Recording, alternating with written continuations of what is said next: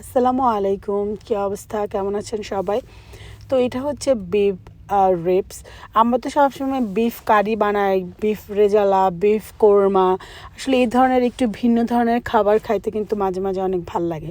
এবং আমি এর আগে বিফ রিবস রান্না করছিলাম এয়ার ফ্রায়াতে, এবং সেটা বোন ছাড়া ছিল, হাড্ডি ছাড়া ছিল, সেটাও মজা লাগছে।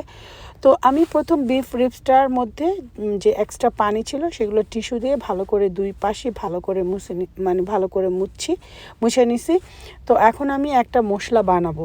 এটা একদম টোটালি বাঙালি স্পাইসেস, এটা এক্সট্রা কোনো কিছু না। আমি এখানে গার্লিক প্লাস দিয়ে দিলাম। গার্লিক প্লাসটা না থাকলে নর্মাল যে কোনো গার্লিক পাউডার দিলেই হবে। আমি এখানে আমার বাসায় বানানোর যে বিরিয়ানির মশলাটা, যেটা আমি বানাই সবসময় স্পেশাল, সেটা দিয়ে দিলাম। ভাজা জিরের গুঁড়ো দিয়ে দিলাম। এই সবগুলো আমার হাতে বানানো, মরিচের গুঁড়ো আর গার্লিক প্লাসটা ছাড়া। তারপরে আমি এখানে গার্লিক পেস্ট দিয়ে দিলাম বেশি গার্লিক ফ্লেভারের জন্য। আমি এখানে কোনো জিঞ্জার দেই নেই। তারপর হচ্ছে আমি এখানে ওয়েস্টার সস দিয়ে দিলাম। এটা টোটালি অপশনাল, এটা না দিলেও হবে।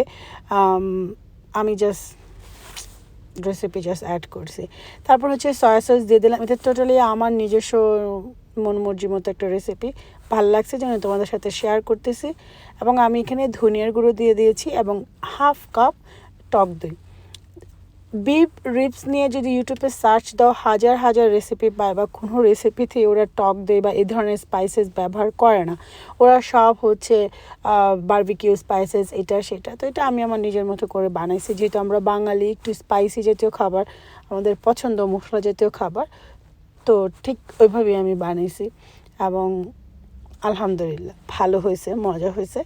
তো এটা আমি ব্রাশ দিয়ে খুব ভালো করে ব্রাশ করে নিচ্ছি।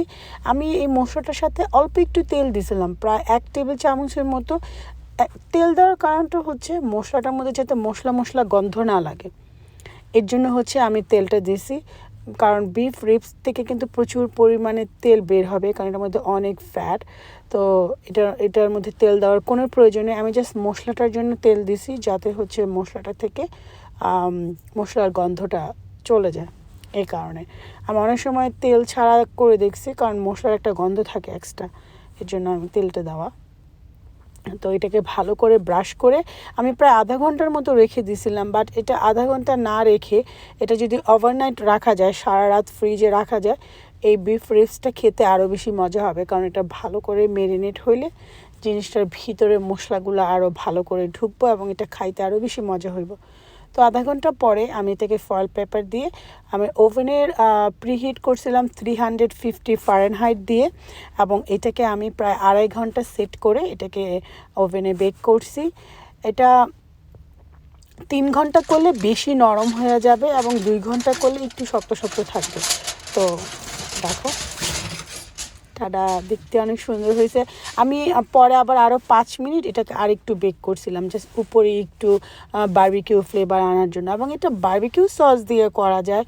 আমি বারবিকিউ সসের অনেক রেসিপি দেখছি, বাট আমার কাছে মনে হয়েছে না, একটু ঝালঝাল করে করলে গরুর মাংস তো মজা হবে। এখানে ক্যানাডিয়ানরা বলে যে তোমরা সব সময় এই গরুর মাংসকে কুটি কুটি করে কাইটা এক সাইজ করো, সবগুলো খালি কারি কারি কারি কারি।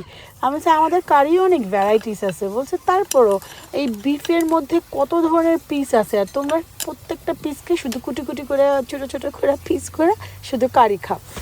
তো কারণ কেনেডিয়ানদের মধ্যে বিফ রোস্ট আছে, বিফ অনেক ধরনের বিফের আইটেম আছে, আর আমাদের শুধু কারি। কথাও সত্য।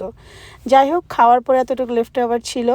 আর আপনাদের যদি আমার রেসিপিটা ভালো লেগে থাকে, অবশ্যই একটা লাইক দিবেন আর আমাকে জানায়েন কেমন হয়েছে। আর অবশ্যই আপনার ফ্রেন্ডস ফ্যামিলিদের সাথে শেয়ার করবেন আমার শুভাকাঙ্ক্ষী হয়ে। আপনাদের সবাইকে ধন্যবাদ। আর নেক্সট ভিডিও দেখা পর্যন্ত সবাই ভালো থাকবেন, সুস্থ থাকবেন, আর আমার জন্য দোয়া করেন। আর এই তো, আল্লাহ হাফেজ।